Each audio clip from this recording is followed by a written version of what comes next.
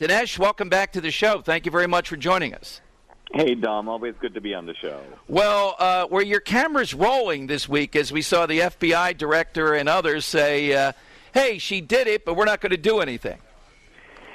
You know, our cameras were not rolling, but we could not have a more timely film that is opening nationwide on July 22nd.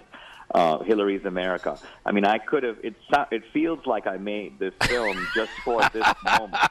You have a way of just a great insight, but great luck too, Dinesh, to put this together. And we're thrilled. I was talking with your guy yesterday. It looks like we may be able to do it Sunday, July 25th, right before the gangster government crowd come into Philadelphia. This is going to be awesome because the thing about it, Dom, is, my movie on Obama 4 years ago focused just on Obama. And, of course, Obama was intriguing. Not a lot was known about him, and particularly about his secret history. But this movie is a secret history not only of Hillary, but also of progressivism and the Democratic Party. Now, in the Democratic Convention, we'll be getting, you may say, the official story, which is to say the big whitewash. The Democratic Party is the party of equality and human dignity and social justice, blah, blah, blah, blah, blah, on and on ad nauseum for a week. Well, our film is going to sort of completely raise the curtain and offer, you could call it, the unofficial story, which is the truth. And I'm just thrilled to be coming your way and sort of, giving them a taste of their medicine right in Philadelphia, and it's right after the movie opens. So this is super exciting. Oh, absolutely. Well, I can't tell you. I loved the first movie, but, the film on America, and I'll tell you why, Dinesh, it was so powerful. My wife has all the very good instincts. She married me. But she doesn't follow these things as completely as maybe you and I do. But when she saw that film, it awakened in her how bad what's going on out there is, and your responses to it. She was there that night with you, really moved it, the intelligence, but the insight, and your ability as a filmmaker, I think, increased greatly. Everybody does better the second time around, but it really had artistic value to it. Do you think the second film, that was the big jump on it? Well, I do think that, Obama's America 2016, the first movie, could have been shot on a high-quality video camera. It was a true documentary. We were in Indonesia. We were in Kenya. Now, America was had much better cinematography and represented a lot that I had learned as a filmmaker. But the reason I say this, Tom, is that this movie, the new one, Hillary's America, is in a completely different class.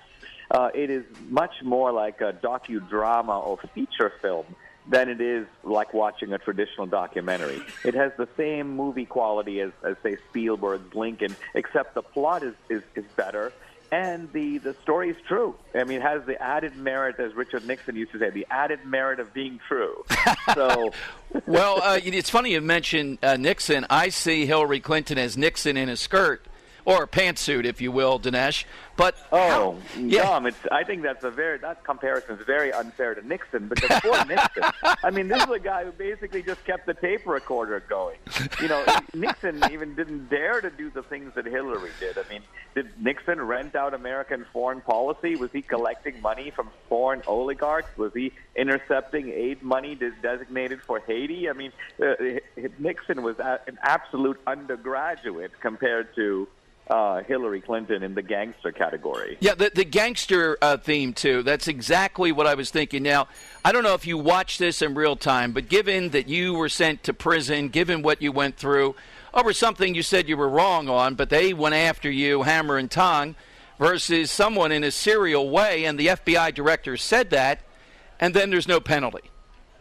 Yeah, I somehow don't remember James Comey saying, well, Dinesh was negligent in giving away too much of his own money, but he clearly didn't intend to break the law. I kind of missed that press conference somehow. So, I think that's what's dismaying about this is we're really beginning to see. And, by the way, Tom, when I was in the confinement center, paying my penance for my sins, one of the guys said to me, he goes, we all did it.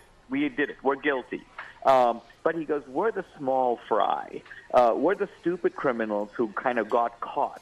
He goes, the big fry never get caught. And the system doesn't go after them because they own the system. And what a chilling, in a sense, forecast of what we're seeing right in front of our eyes, where there seems to be two systems of justice, one for Hillary and one for the rest of us.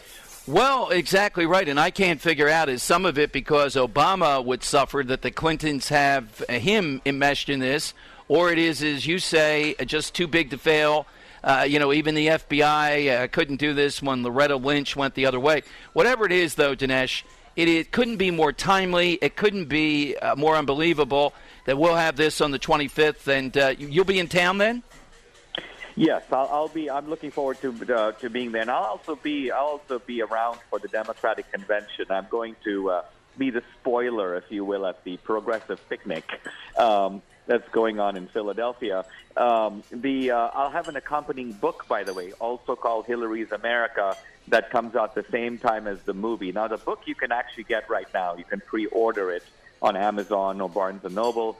And the book has sort of chapter and verse on the film, because the film is a powerful, emotional experience. But it's going to make claims that are going to make people's jaws drop. And the beauty of the book is the book lays out systematically all the evidence. So I think for your listeners, it's a way to equip themselves and become a very dangerous American this year. Absolutely. Looking forward to it. One parting question. I don't know if you saw this last night, and O'Reilly was very careful. He's where I am on this, but he did show some footage or some pictures of Obama in Muslim dress, and he did not say that Obama is a practicing Muslim or is a Muslim or anything else, but O'Reilly talked about his emotional attachment to the Muslim world, and these things are more subtle rather than, in my view, direct. But it's there. Do you share that, Dinesh? Is that what's going on with this president?